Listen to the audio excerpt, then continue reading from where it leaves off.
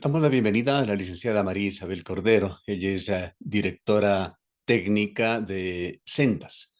Sendas es una organización privada sin fines de lucro que lucha por la igualdad de oportunidades y derechos. María Isabel es experta en comunicación y en educación sexual. Estamos viviendo una situación sumamente compleja, difícil, que tenemos que digerirla en Ecuador, con índices de violencia extremadamente preocupantes y entre estos también en femicidio cada 28 horas. Así reportan varias instituciones que realizan un seguimiento de estos delicados temas. Una mujer es asesinada en Ecuador. Quisiéramos su análisis, su punto de vista sobre este momento complejo que está viviendo el país.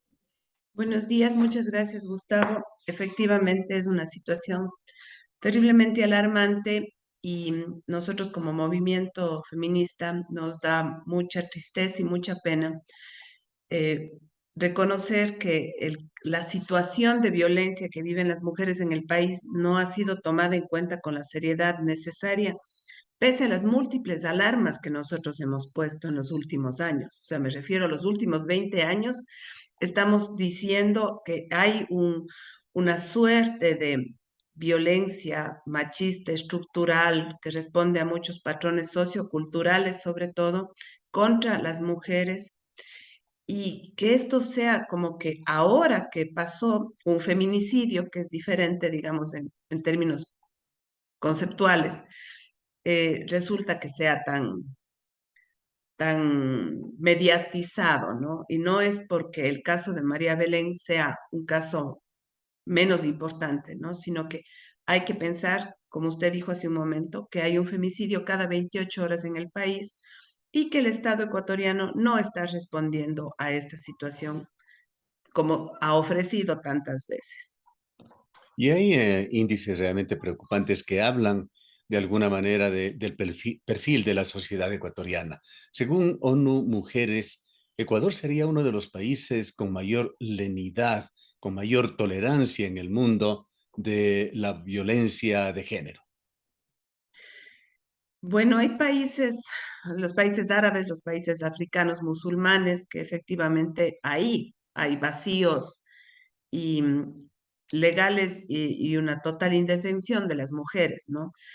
Más bien a lo que hace referencia a la ONU son los países no musulmanes, no árabes, que tienen, digamos, ciertas consideraciones en donde hay tratados y convenios internacionales que los estados firman y se comprometen para defender los derechos de las mujeres. Ecuador es uno de esos. Y lamentablemente Ecuador también está entre las cifras más altas de violencia de género, de embarazo adolescente, de suicidio en adolescentes. Entonces, creo que todo este panorama, todo este cuadro, debería darnos como que un mapa de la situación del país y el Estado debería responder de la manera que se ha comprometido a responder. O sea, siempre insisto en el tema de cómo debe responder el Estado, porque el Estado es el garante de derechos. No somos las organizaciones de la sociedad civil que estamos todos los días reclamando y defendiendo los derechos. No somos las responsables ni las garantes de los derechos, sino el Estado. Lamentablemente, el Estado no ha tomado ninguna medida real. Es decir, hay mucha palabra, hay la Agenda Nacional de Igualdad de Género, hay los planes nacionales de erradicación de violencia, hay la ley de erradicación de violencia contra las mujeres, pero ninguna de estas eh, políticas públicas nacionales tienen un presupuesto y tienen un compromiso real del Estado para llevarse a cabo. Entonces, nosotros tenemos un marco legal muy bien hecho, muy bien estructurado, pero efectivamente, si no hay presupuesto, no hay responsabilidad del Estado. ¿Cómo se encuentra la situación del machismo aquí en el austro de Ecuador? Hay índices preocupantes de violencia contra la mujer que ostenta la ciudad de Cuenca en términos relativos, comparativos con el resto del país, aunque hay una permanente evolución realmente en todo el país en donde está cundiendo la violencia. Pero para no ir necesariamente a los casos más graves que se han dado, en los cuales ha habido feminicidios o femicidios, vayamos a aquello que es un poco cotidiano aquí. Paralelamente, en estos mismos días, recibí en las redes sociales una filmación en la cual una persona aparentemente indígena de la provincia de Cañar agredía a golpes a lo que parecía ser su esposa y a su hija. Y esto fue ampliamente comentado. Persiste esa situación de machismo en Ecuador, esa idea de que las relaciones de pareja son de pareja y nadie debería meterse, y esa acepción que da cuenta de una alienación de la mujer en diversos sectores socioeconómicos de Ecuador, cuando alguien interviene en esas situaciones, esa clásica frase de marido es.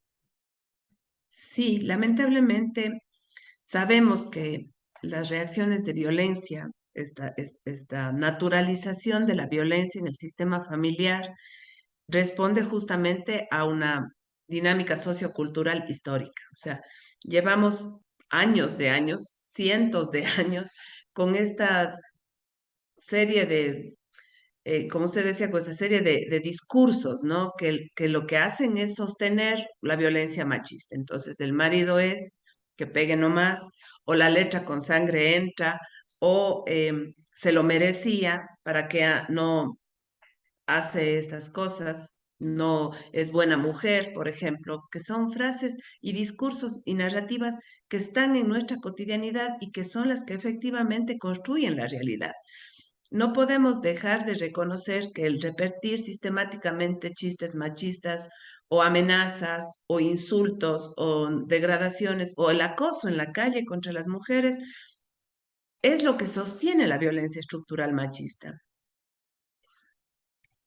¿Qué se intenta hacer? Bueno, nosotros creemos que lo que hacemos sigue siendo muy poco, porque fíjese, si es que hacemos una campaña de prevención de violencia, si es que llevamos años diciendo que la violencia dentro del hogar no trae nada bueno, que afecta a todo el sistema social, porque no solo es que afecta a la mujer que recibe violencia, una mujer violentada tiene menos capacidad de trabajo, reduce su capacidad productiva, reduce su capacidad de atención a sus hijos.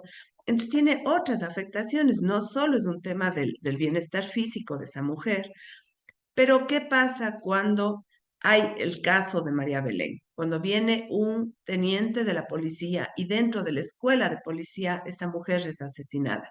¿Qué genera eso en el imaginario colectivo de un mundo de hombres que siguen pensando que lo que están haciendo está bien, que es por el bien de la familia, que ellos tienen que poner orden, que ellos tienen que poner las normas y que claro, pegar a su mujer y pegar a sus hijos es su forma de poner en orden la casa? Entonces, esos hombres dicen, bueno, pues si un policía hace esto, ¿qué de malo tiene que yo lo haga? O sea, todo el mundo lo hace. Y así, esta bola de nieve, que es la violencia de género, sigue creciendo, sigue rotando y sigue justificándose y encontrando un mundo de personas que la replican, la naturalizan y la incorporan en su dinámica de vida. Es muy correcto lo que usted señala. Este caso de María Belén es muy particular y por eso también ha adquirido la cobertura mediática que tiene. Además, que pone en cuestionamiento la actuación de altas esferas del Estado. Un policía, que no deja de ser un estereotipo del macho, además un formador de juventudes, formador de cadetes allí, en una institución piramidal dando este referente al país, distorsionando la idea de liderazgo y poniendo, por supuesto, en entredicho, desbaratando, diríamos, la imagen de la policía como institución. Y a eso hacemos referencia cuando hablamos de un feminicidio. Un feminicidio es aquel femicidio que comete el Estado. O sea, es cuando una institución pública que es garante de derechos no hace nada para evitar ese femicidio. Entonces, efectivamente, el Estado es un Estado feminicida, nuestro Estado. Insisto, el no asignar un presupuesto ya es una entrada. El decir, por ejemplo, que todo lo que hace se centra únicamente en la atención de violencia. Entonces ahí tenemos estos problemas tan estructurales, ¿no? Porque claro, el Estado invierte mucho en el Ministerio de Salud, en el Ministerio de Justicia, en fiscalía, pero esas instancias lo único que hacen es atender ya la violencia. No ha hecho nada en prevención. El Estado ecuatoriano sigue en pañales en eso.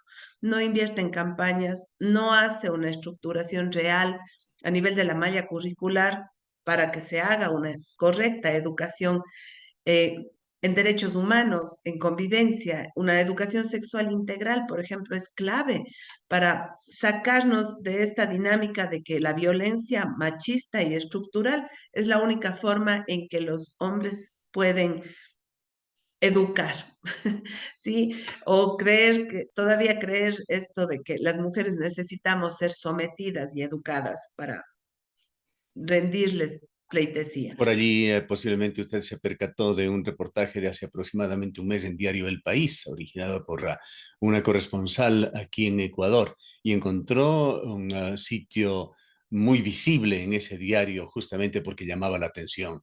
Se había asignado un presupuesto de algo más de $2 millones a la Secretaría de Derechos Humanos para programas relacionados con la prevención de la violencia contra la mujer. Apenas cuando ha transcurrido ya más de la mitad del año se había utilizado un 5% de ese presupuesto.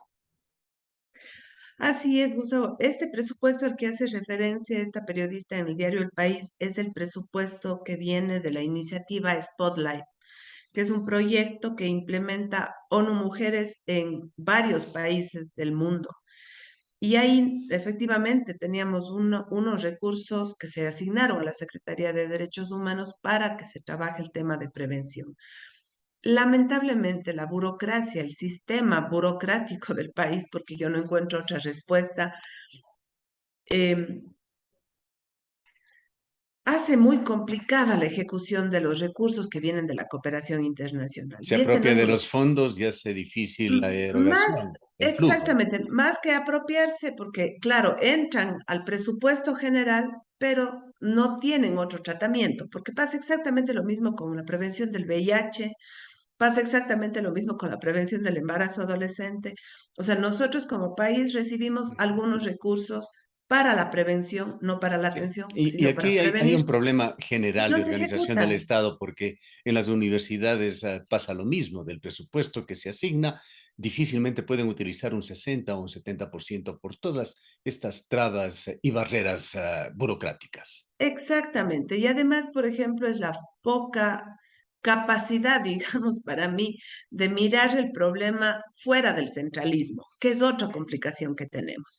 Si todas las propuestas estatales que salen para hacer pocas actividades de prevención, no miran la realidad territorial, o sea, se olvidan de que hay territorios rurales donde hay otros elementos socioculturales, se olvidan, por ejemplo, de los temas de integrales, o sea, la Secretaría de Derechos Humanos no puede trabajar este tema sin el Ministerio de Educación, o sea, tiene que haber un trabajo coordinado, tiene que haber un ejercicio de incidencia, o sea, si nosotros queremos cambiar patrones socioculturales, si queremos que no haya más violencia a futuro, tenemos que trabajar ahora con los niños y niñas del país. O sea, hay que darles elementos cognitivos y también ejemplos de vida para que cambien estas prácticas.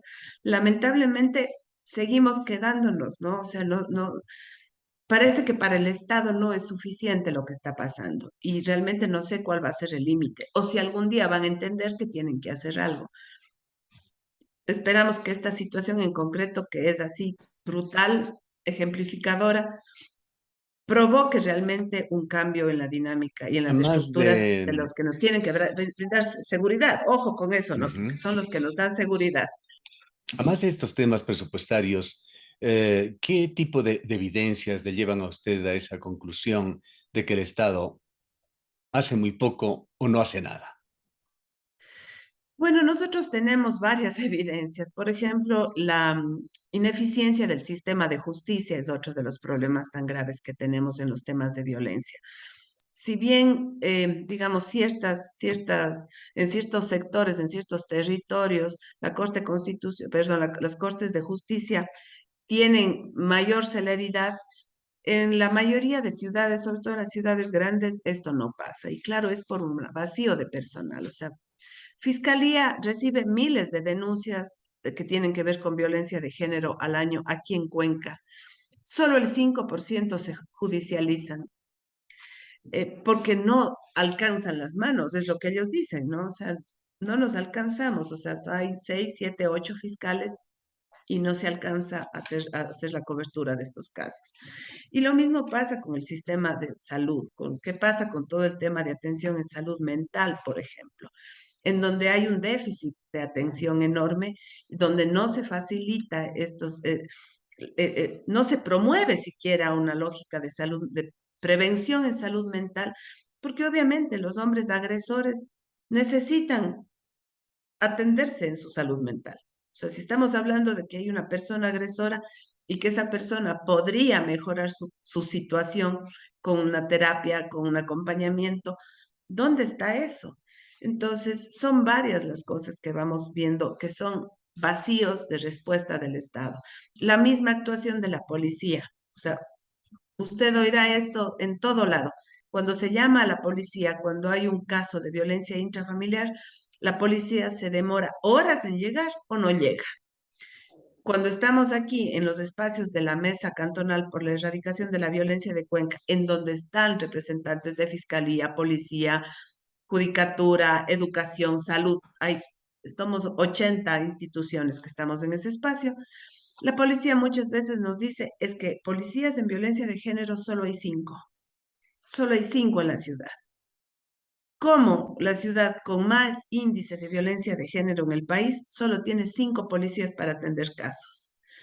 Entonces, ahí están las evidencias, ahí están las pruebas. O sea, no creo que necesite hacer un observatorio y hacer un ejercicio de control social a fondo de qué pasa en las instituciones con el tema de violencia, sino basta con ver estas prácticas cotidianas, quienes acompañamos muchas veces en casos, ¿no? O sea, porque esto nos pasa a las organizaciones que estamos haciendo el acompañamiento o estamos vigilando de cómo es el ejercicio de las funciones reales de estas instituciones.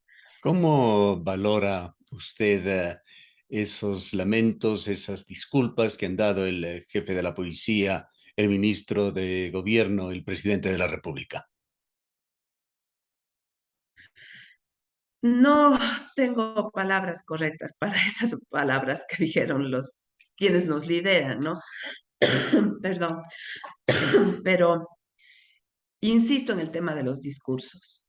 Cuando nuestros niños, niñas, adolescentes, cuando estos hombres que creen que actuar de forma violenta es lo correcto, le escuchan a un ministro decir, es que son errores humanos, o sea, un femicidio es un error humano.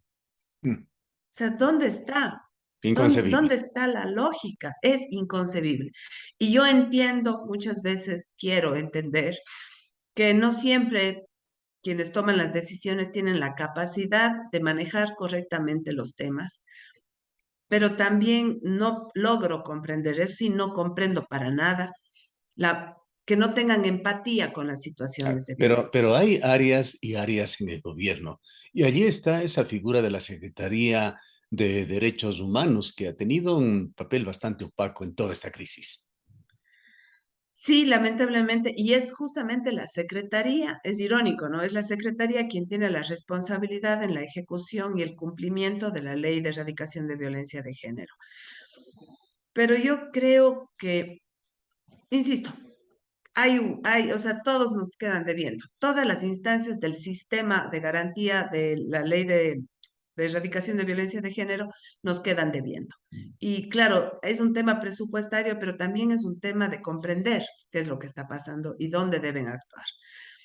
Pero además, yo insisto en que son las instancias que están obligadas a brindarnos seguridad. O sea, por ejemplo, la policía es una de las instancias que tienen bajo su competencia la seguridad y la prevención de la violencia de género. Y lo que nos está diciendo es, me vale 4 atados. No, yo no puedo ejecutar esto. O sea, es evidente la ineficacia que tiene. Y claro, lamentablemente no he oído, por ejemplo, qué ha dicho al respecto la secretaria de Derechos Humanos, Paola Flores. Como usted dice, ha habido un silencio, pero también hay que reconocer que ¿qué es la policía? O sea, ¿qué institución pública es la policía? O Sí, sea, esto definitivamente merece una reestructuración total la policía de Ecuador. Está en el momento más bajo históricamente que recordamos. sí, además que hay otros temas en duda ahí, ¿no? O sea, todo el tema, no sé, de corrupción, de silencio, de solapar, todas las otras formas de inseguridad y de violencia que vivimos a diario, ¿no? Y todo el tiempo están justificando con estas narrativas de que no alcanza el personal, de que no tienen recursos, de que, o sea, pero eso no es suficiente. Ahora, ¿Dónde está? queda claro, María Isabel, que los lamentos, las disculpas realmente no ayudan, más bien por lo mal realizadas ofende. Por otra parte, el miedo no ayuda a la ciudadanía. Apelando quizá a la inteligencia emocional de usted, de personas que hacen organizaciones como Sendas, le preguntaría cómo orientar positivamente, constructivamente, estas emociones y sentimientos que se cruzan hoy en día en Ecuador. Ay, Gustavo, qué pregunta tan difícil que me hace. Yo creo que el primer ejercicio que tenemos que hacer, y esto es un llamado realmente a todos estos pseudo comunicadores que usan las redes sociales para abordar el tema, es justamente el ejercicio de empatía con el caso. O sea, ha habido tanta desinformación, hay tantos comentarios insanos al respecto del caso de María Belén, pero lo mismo pasa en todos los casos. O sea, siempre hay comentarios de qué estuvo haciendo ella, por qué va ella a la 1 de la mañana. Es que el amante del teniente coronel, o sea, ¿qué tiene que ver la pobre amante del teniente coronel en esto? Era una chica, había una relación, si es que haya sido la amante, además no está comprobado. Entonces hay un ejercicio de mucho morbo, ¿sí? En cómo las personas están reaccionando en las redes sociales. Y más bien ahí sí mi llamado de atención está en que se deben parar este tipo de cosas. O sea, tenemos que dejar de creernos que tenemos la voz y la posibilidad de juzgar, criticar y opinar sobre los casos de femicidio o sobre los casos de violencia y agresión sexual que hay en el país. Los medios de comunicación también tenemos que aprender a tener un lenguaje mucho más empático, mucho más asertivo, o sea, dejar de hacer de esto una cosa de crónica roja y, y desde ahí sí creo que promover un poco el respeto también hacia el caso, hacia quien fue María Belén y hacia la familia de María Belén o de todas las otras mujeres que han pasado por esto. Este caso está configurándose también en otra faceta como uno de los casos más drásticos de revictimización en Ecuador. Así es, porque además hay toda una historia atrás de esto. Entonces, no sé, a mí me molesta mucho justamente que los casos sean tratados de esta forma y que las personas, por ejemplo, estemos buscando ansiosamente la información, pero la información morbosa, ¿no? O sea, quieren saber con punto y coma cómo fue, qué pasó, porque lo que están tratando de buscar es las razones para justificar este acto machista. Y ahí es cuando digo, seguimos teniendo poca empatía y poca reconocimiento de la violencia machista, porque casi siempre lo que se hace es tender a justificar, ¿no? Y claro, empezamos con esto de, pero ella fue y se metió ahí, que fue a hacer a la 1 de la mañana, que estuvo, para qué le molesta, para qué le arma bronca, o sea, son justificaciones horribles y son comentarios horribles que lo único que hacen es revictimizar, como usted dice.